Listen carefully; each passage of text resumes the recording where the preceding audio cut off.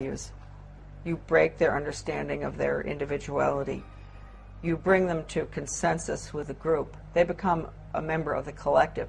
It's Soviet education, basically. Might as well say it. It's Soviet education.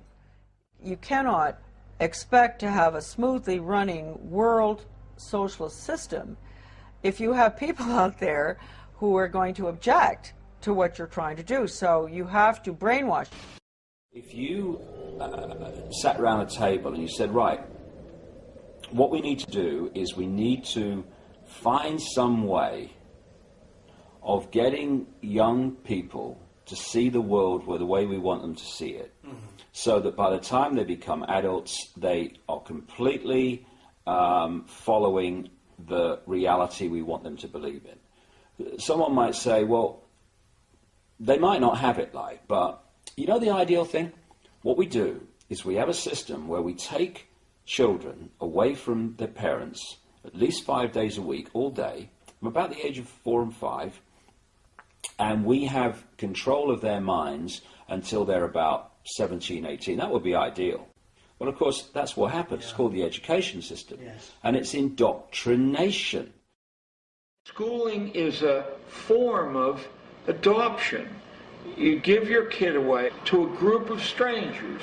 You accept a promise, sometimes stated and more often implied, that the state, through its agents, knows better how to raise your children and educate them than you, your neighbors, your grandparents, your local traditions do. And that your kid will be better off so adopted. By the time the child returns to the family, or has the option of doing that, very few want to. Their parents are some form of friendly stranger too, and why not? In the key hours of growing up, strangers have reared the kid. Now let's look at the strangers, of which you were one and I was one. Regardless of our good feeling toward children, regardless of our individual talents or intelligence, we have so little time each day with each of these kids, we can't possibly know enough vital information about that particular kid to tailor a set of exercises to that kid. So what we do is accept, and of course if we don't accept this, we're fired or harassed, we accept a state's prescription that's written in manuals. You do this first and this second and this third, and the way the state checks on whether you've followed that diet is there's standardized tests given at intervals. If your kids do badly, it does not mean that they're bad readers or anything else. It means that they haven't been obedient to the drills the state set down, and they're marked for further treatment later on, or they're marked to be excluded from responsible jobs. Perhaps some ways by being excluded from the colleges that lead to responsible jobs, in other ways from the licenses that lead to responsible jobs.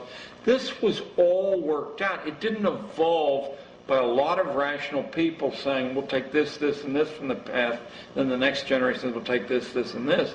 This was set down largely in a handful of places.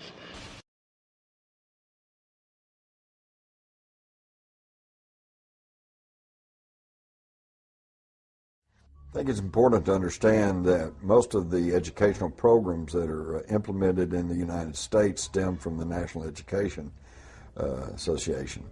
And the NEA was actually founded by John D. Rockefeller.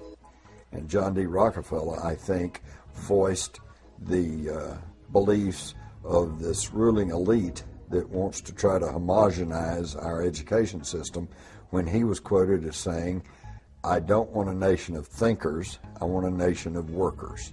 So I think the education system is not only pushing people into a socialized version of government, but also dumbing the individual down to the point to where he'll be a good worker in the factory, or he'll be a good worker in Silicon Valley. He may know a lot about computers, but he is not going to have a classic education that would allow him to take all of the facets of the culture and the society and put it together and really form an intelligent opinion as to what's really going on and what might be in the best interest of the individual.